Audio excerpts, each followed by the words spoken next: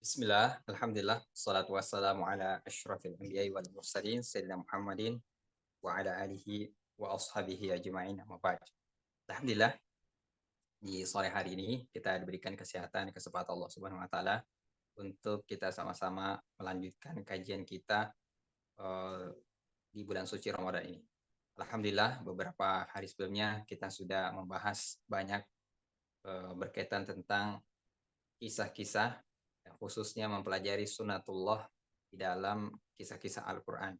Sesungguhnya ketika kita mempelajari sejarah, di sini ada pelajaran sangat penting bahwa apa yang terjadi di masa lalu itu memiliki yang namanya pola dalam sejarah.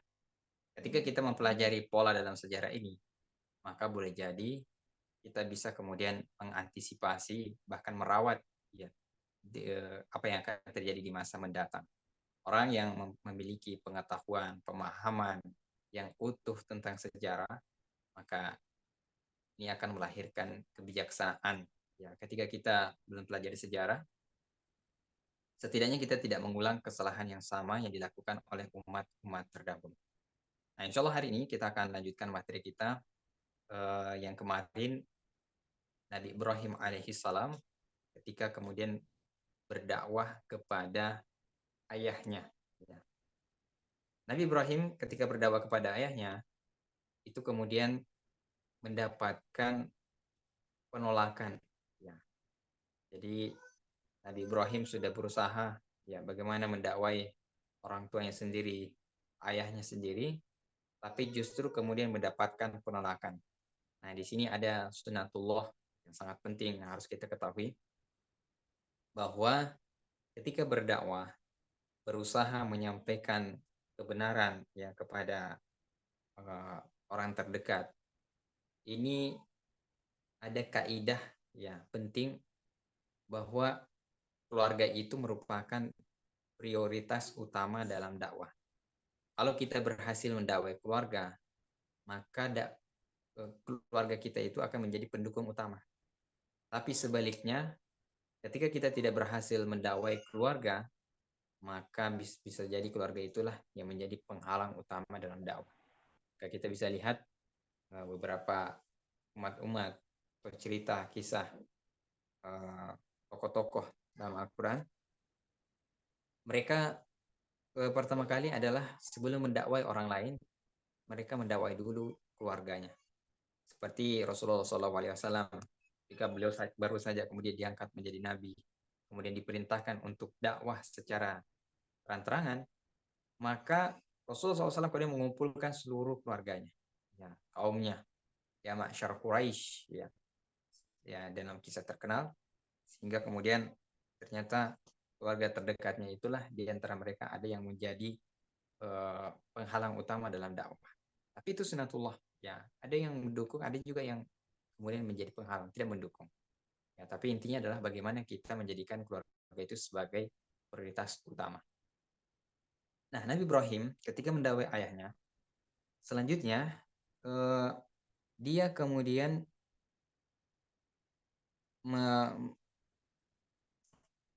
mendapat ancaman.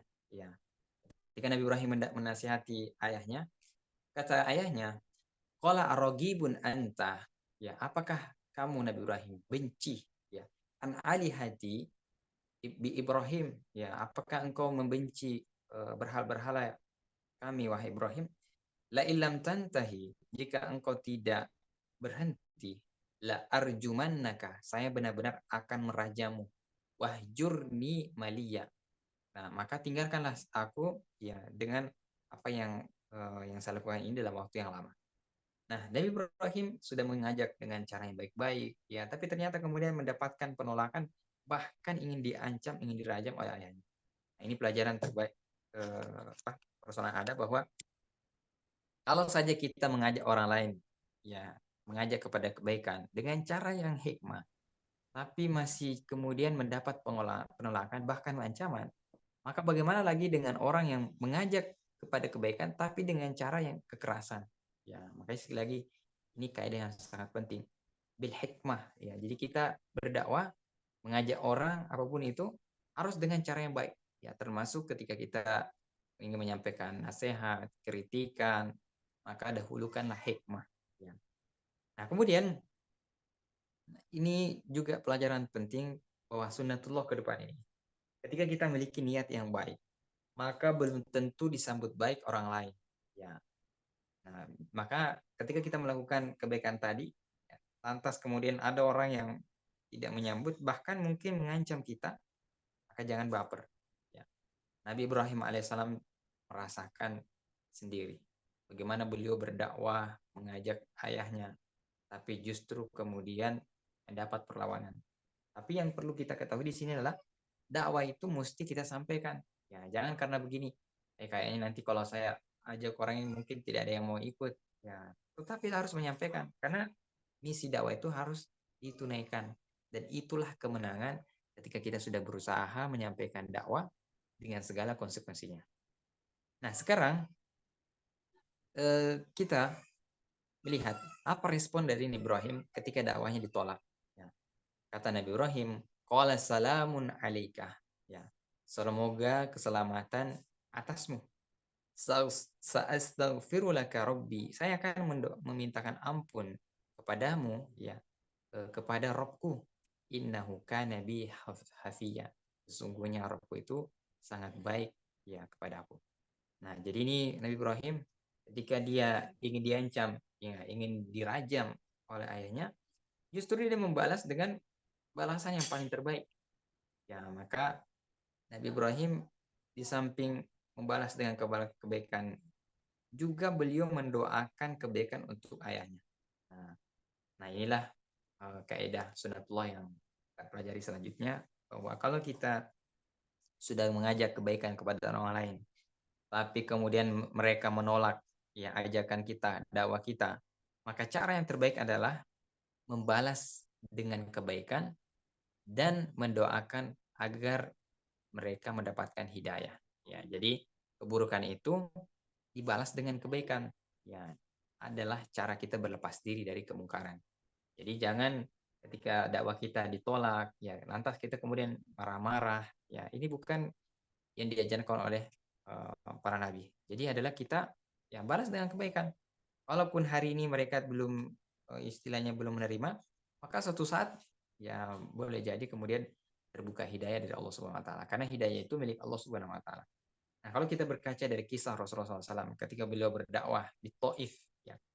Beliau berdakwah sudah berjalan bersama dengan Zaid bin Harisa. Eh, dalam perjalanan Rasulullah SAW ketika sampai di Taif, itu kemudian dakwahnya ditolak. Ya. Jangankan dibuatkan misalnya sambutan yang hangat, diberikan makanan, justru ditolak, ya bahkan dihina, direndahkan. Ya, bahkan pemuka Taif waktu itu mengatakan, kalau orang Arab ya dipimpin oleh kayak kamu ini pasti kemudian menjadi hina, kalah. Ya, jadi Rasulullah ditentang, bahkan ketika itu Rasulullah ketika balik boleh dilempari batu kerikil oleh anak-anak sepanjang 5 km lebih.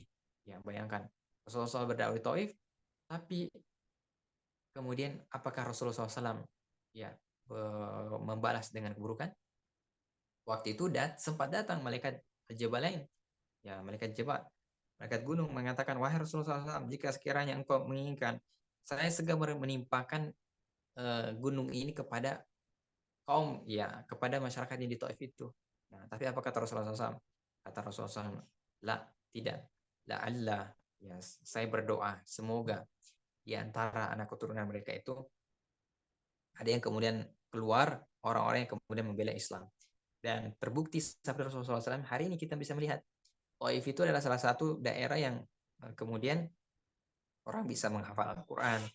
Ya, di sana justru ya muncul kemudian dari keturunan mereka orang-orang yang kemudian membela Islam. Makanya nanti ketika beberapa tempat itu kemudian terjadi huru-hara, ya bahkan di antara sepeninggal Rasulullah SAW ada yang banyak murtad, maka kota yang kemudian bertahan setelah Mekah dan Madinah itu adalah Taif. Ya, Masya Allah. Jadi ini pelajaran yang berharga bahwa ketika kita berdakwah, dakwah kita ditolak, boleh jadi suatu hari akan ada dari anak keturunan mereka yang kemudian masuk Islam. Ya, seperti Ikrimah bin Abi Jahal.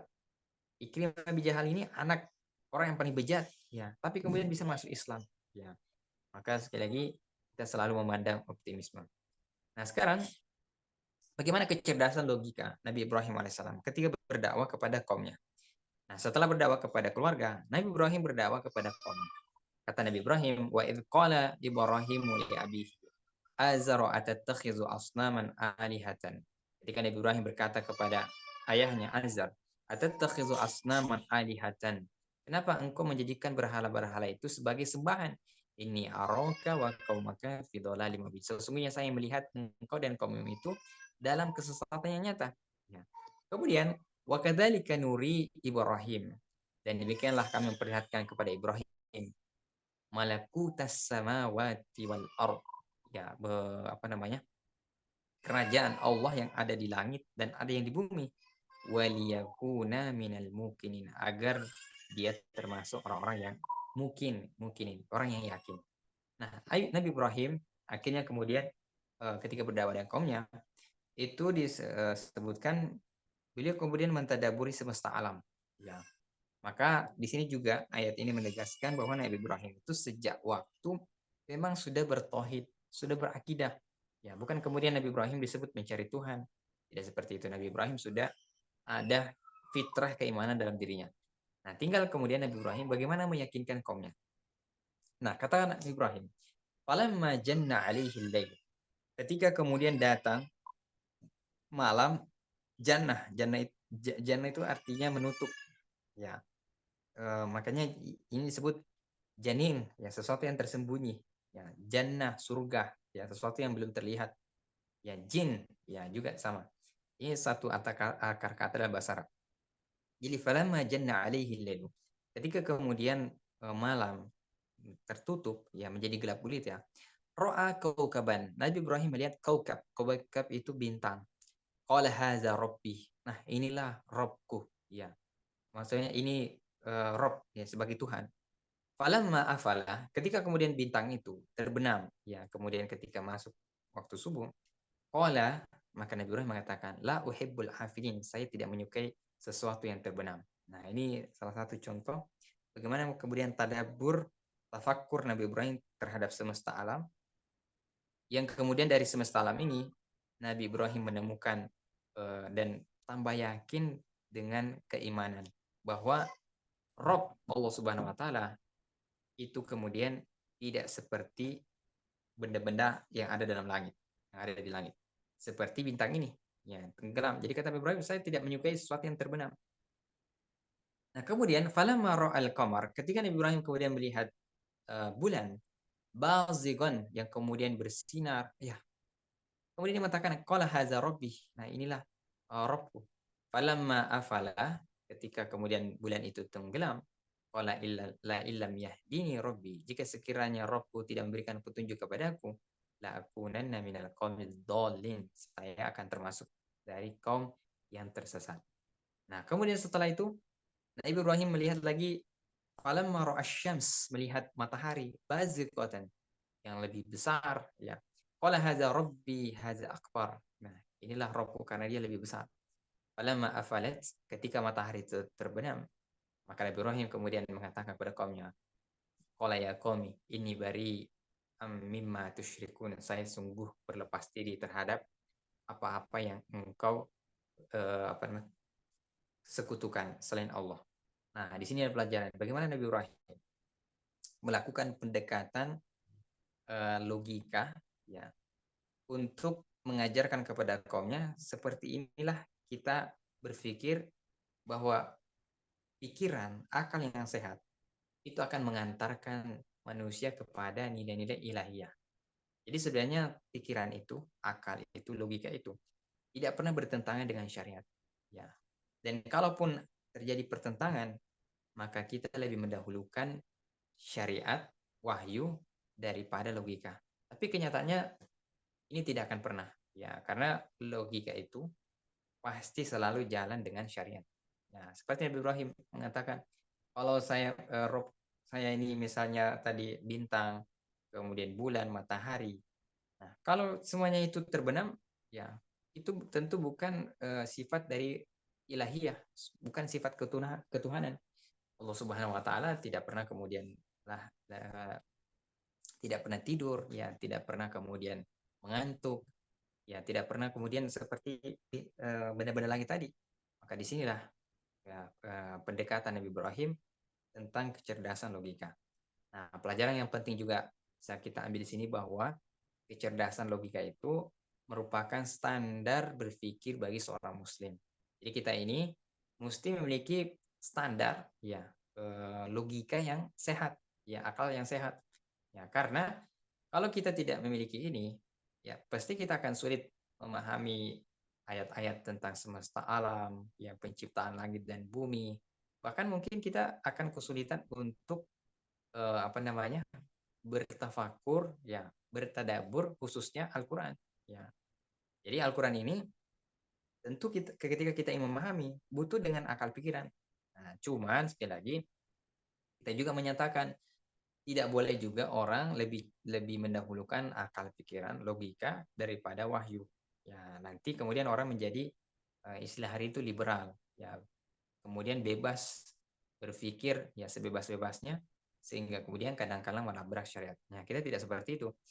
Nah, orang sering kemudian takut untuk berpikir ya atau menggunakan logika karena jangan sampai kemudian berlebih-lebihan. Nah, kita katakan bukan sebenarnya berpikirnya menjadi masalah, tapi yang masalah adalah ketika seseorang itu lebih mengikuti hawa nafsu. Ya, jadi dia mengatakan logika, berpikir secara logika, kebebasan berlogika, tapi sesungguhnya dia kemudian hanya mengikuti hawa nafsu atas nama berpikir. Nah, maka sekali lagi syariat kita itu sudah memberikan patokan bahwa kebebasan berpikir ini, proses berpikir bagi seorang muslim itu harus dilandasi dengan keimanan yang kuat. Jadi kita kemudian bisa melahirkan ide, gagasan, itu yang disebut dengan proses berpikir. Tapi kalau berpikir kita sebaliknya, justru kita semakin tersesat, semakin ragu terhadap Allah Subhanahu wa taala, ragu terhadap syariat, maka berarti ini sudah menyimpang. Nah, maka sekali lagi berpikir ini itu lebih membuat kita semakin yakin. Ya, semakin yakin terhadap syariat, semakin yakin terhadap Allah Subhanahu wa taala, terutama tentang akidah. Ya, dan kalau sebaliknya kita makin ragu, ya, kayak disebut dalam Al-Qur'an, penyakit utama dari orang munafik itu adalah fi qulubihim marad. Di dalam diri mereka, kalbu mereka, ya jantung mereka terhadap marad, terhadap ada penyakit. Nah, penyakit dari orang munafik itu adalah asyak, ragu. Ya. Maksudnya apa? Meragukan kebenaran dan membenarkan keraguan. Itulah penyakit utama dari orang munafik. Jadi makanya kalau kita misalnya ikut ya, ada misalnya pertemuan atau apalah.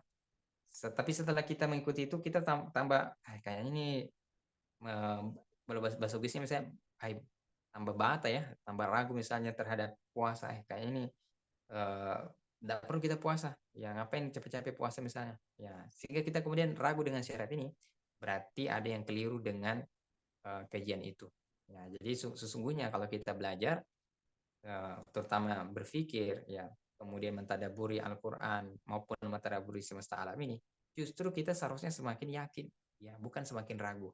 Nah, itulah yang dilakukan Nabi Ibrahim alaihissalam.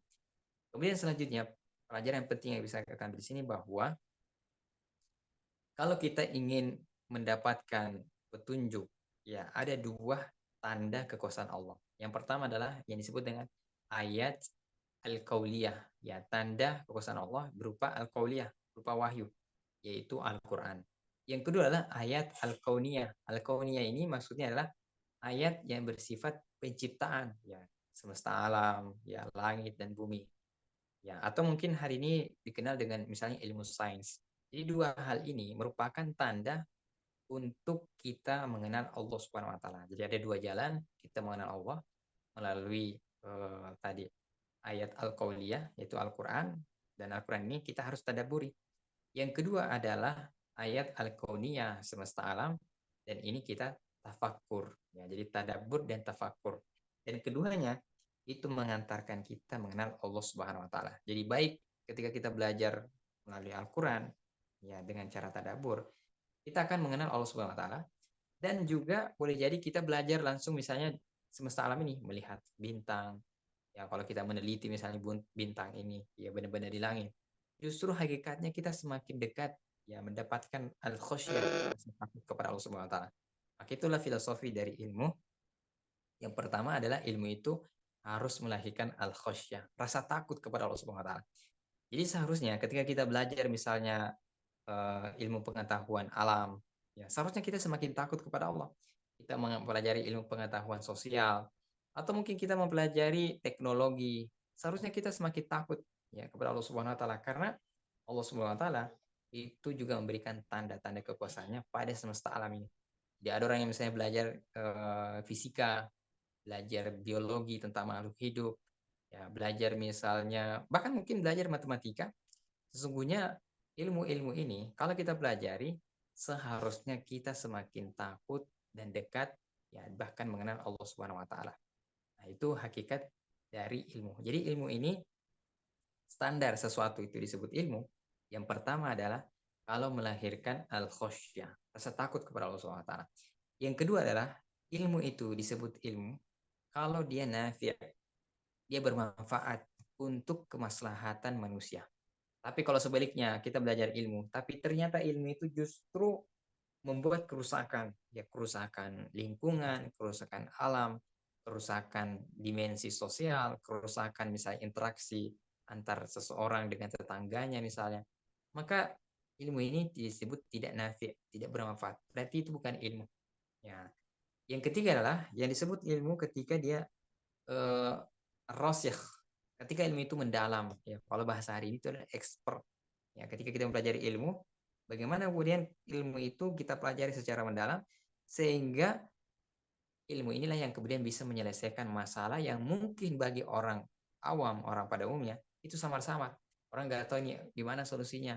Ini ya misalnya ada permasalahan ini. Nah, ketika kita misalnya punya ilmu, kemudian setelah kita memiliki ilmu itu kita bisa menyelesaikan masalah yang rumit, ya maka ini bisa disebut sebagai ilmu. Jadi tiga tadi. Pertama adalah ilmu itu al-khosyah, melahirkan rasa takut kepada Allah Subhanahu wa taala. Yang kedua adalah ketika ilmu itu kemudian memberikan kita eh, kesempatan untuk memberikan manfaat kepada umat manusia.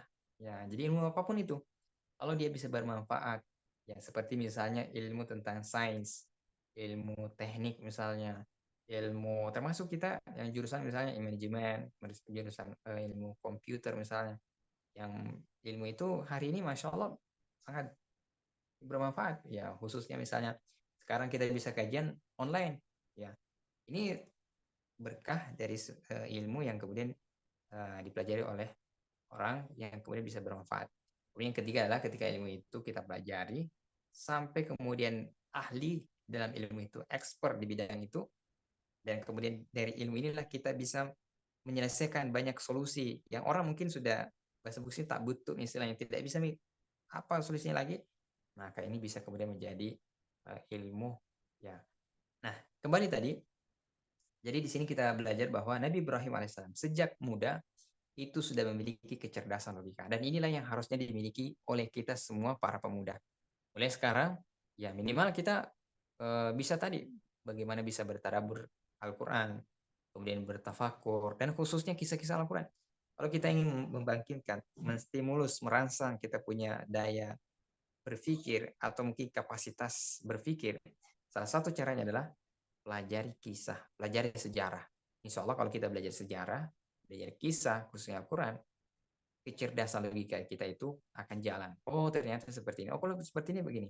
Nah itu yang kita ingat. Nah, aku lihat sekali lagi tadi, kita setiap muslim harus memiliki logika, ya kecerdasan logika, agar bisa kemudian memahami syariat ini. Bahkan disebut ya, orang yang balik, ya al-buluk, yaitu ketika dia kemudian bisa membedakan yang baik dan benar. Ya, mukallaf dalam istilah agama kita. Itu artinya apa? Memang berpikir merupakan kebutuhan dasar dari manusia. Ya, maka berpikir ini sangat penting. Ya, coba seandainya orang itu melakukan sesuatu, dia hanya bekerja tanpa berpikir, boleh jadi dia akan ketinggalan. Ada hal-hal yang seharusnya ketika dia sudah tadi meneliti misalnya riset, ya dibanding dia hanya bekerja tanpa kemudian meningkatkan kapasitas berpikirnya, saya yakin beda hasilnya ya dengan orang yang tadi yang berpikir. Beda tentu hasil orang yang misalnya menanam yang hanya berdasarkan kekuatan ototnya misalnya, dia bisa menanam banyak tumbuhan dibanding orang yang kemudian menanam tapi dia melakukan riset misalnya. Nah, karena dia berpikir, oh tanaman seperti ini begini, begini. Kalau musim seperti ini bagaimana kemudian bisa bertahan. Nah, itu jauh lebih baik. Jadi ini saja masalah dunia. Itu sangat berbeda antara orang yang berpikir dan yang tidak berpikir. Bahkan di Al-Quran ada satu ayat yang kemudian disatukan antara berpikir dan bertafakur. Allazi khalaqas di Al-Quran disebut ya, inna fi ikhtilafil laili wan nahar la ayati liulil albab. Ya, bergantian langit dan bumi. Ya, itu kemudian disebutkan bahwa eh, alladzina yazkurunallaha qiyaman wa qu'uda wa ala junubihim. Ya, yang orang yang berzikir ya, tentang penciptaan semesta alam, baik dalam keadaan baring maupun keadaan duduk. Wa idza fakaruna fi khalqis samawati wal ard. Ya, dan kemudian berpikir tentang semesta alam. Jadi ternyata bukan hanya berpikir ini kita untuk memahami syariat, beriman dan berpikir itu satu paket. Ya, jadi ketika orang beriman, seharusnya dia juga bisa kemudian mampu berpikir. Nah, cuma hari ini kadangkala berpikir ini adalah hal yang paling dihindari banyak orang yang malas berpikir. Ya, padahal sebenarnya berpikir ini sangat penting. Kalau kita yang memahami Al-Quran, ya harus pakai logika, ya kecerdasan logika buat berpikir. Nah, cuma sekali lagi tadi yang menjadi masalah adalah ketika orang berpikir tapi kemudian mengikuti hawa nafsu. Nah, hal mungkin semoga menginspirasi kita dari kisah Nabi Ibrahim ini kita belajar bahwa seorang muslim minimal harus memiliki kecerdasan logika. Sehingga ketika kita mampu berpikir, punya kapasitas berpikir, dengannya lah kita bisa memahami Al-Quran, bahkan mungkin ya bisa kita kemudian melahirkan ide, gagasan yang bisa kita gunakan dalam kehidupan kita sehari-hari. Saya kembalikan ke moderator.